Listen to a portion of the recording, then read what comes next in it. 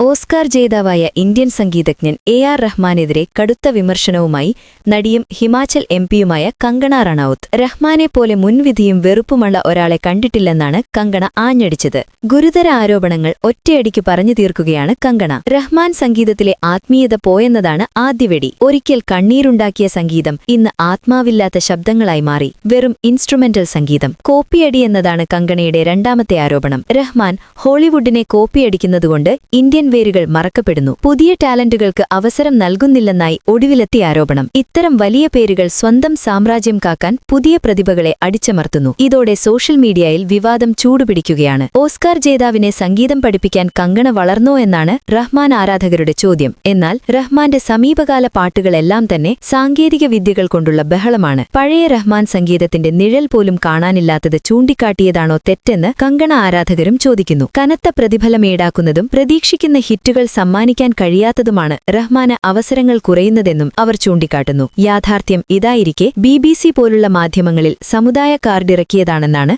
റഹ്മാനെതിരെ ഉയരുന്ന വിമർശനം. ഈ വാർത്ത ഇഷ്ടമായാൽ ലൈക്ക് ചെയ്യൂ, ഷെയർ ചെയ്യൂ. നിങ്ങളുടെ അഭിപ്രായം കമന്റായി രേഖപ്പെടുത്തൂ. സബ്സ്ക്രൈബ് ചെയ്യൂ സൈബർ വിലാസം മീഡിയ നെറ്റ്വർക്ക്.